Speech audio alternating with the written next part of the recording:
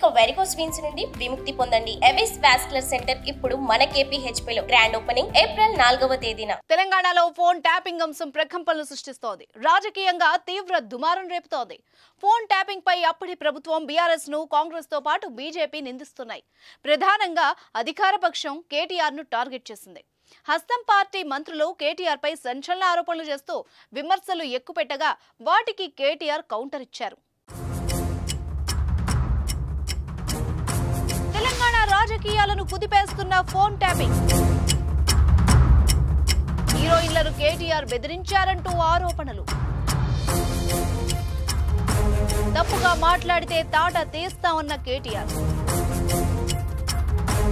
పలువురు మంత్రులకు లీగల్ నోటీసులు.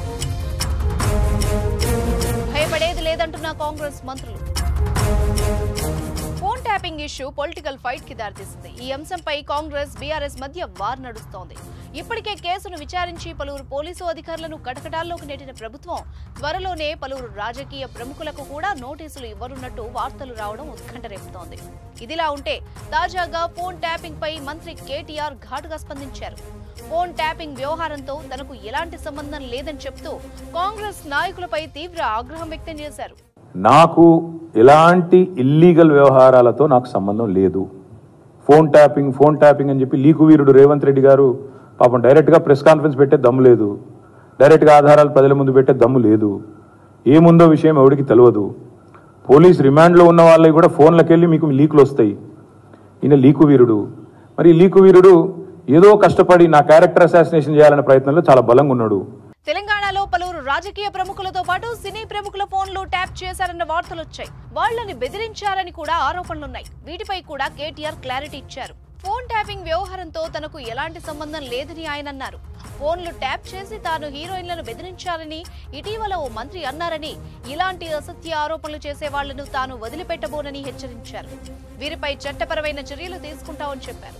చెత్త మాటలు మాట్లాడితే మంత్రైనా సీఎం అయినా తాట తీస్తామని వార్నింగ్ ఇచ్చారు. హీరోయిన్లను బెదిరించాల్సిన అవసరం తనకు ఏముందని ప్రశ్నించారు. ఏ హీరోయిన్ తోనూ తనకు సంబంధం లేదని కేటీఆర్ స్పష్టం చేశారు. ఎవరో హీరోయిన్లను నేను బెదిరించిన అంటది ఆ మంత్రి. ఆమెకు నెత్తుందా లేదా నాకు తెలియదు. నాకు అంత కర్మ ఏంది, నాకు ఈ దిక్కుమాలిన పనులు చేయాల్సిన పరిస్థితి ఏంది. నాకు ఎలాంటి ఫోన్ ట్యాపింగ్ వ్యవహారంతో నాకు ఎలాంటి సంబంధము లేదు. ఈ అడ్డమైన మాటలు ఎవరైనా మాట్లాడితే, చెత్త మాటలు ఎవరైనా మాట్లాడితే వారు మంత్రి అయినా ముఖ్యమంత్రి అయినా తాట తీస్తాము. మరోవైపు కేటీఆర్ చెప్పినట్టుగా ఇప్పటికే ఫోన్ ట్యాపింగ్ వ్యవహారంలో పలువురికి లీగల్ నోటీసులు పంపించారు.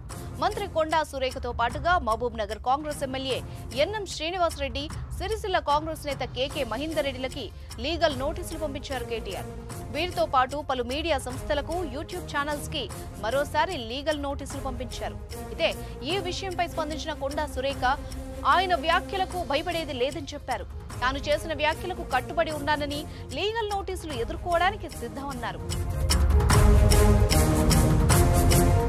ఇక రోజు రోజుకు ఫోన్ ట్యాపింగ్ వ్యవహారం కీలక మలుపులు తిరుగుతోంది. ఈ కేసులో అరెస్ట్ అయిన పోలీసు అధికారుల నుంచి విషయాల్ని రాబడుతున్నారు పోలీసులు. ప్రస్తుతం పొలిటికల్ టర్న్ తీసుకున్న ఈ కేసులో బీఆర్ఎస్ నేతలకు నోటీసులు ఇచ్చే అవకాశం ఉంది. ఈ క్రమంలోనే ఇరు పార్టీల మధ్య మాటల యుద్ధం జరగడంతో తెలంగాణ పాలిటిక్స్ మరింత హీట్ ఎక్కాయి. సుమన్ టీవీలో మీ పర్సనల్ అండ్ బిజినెస్ ప్రమోషన్స్ కోసం కింది నెంబర్కి కాంటాక్ట్ చేయండి.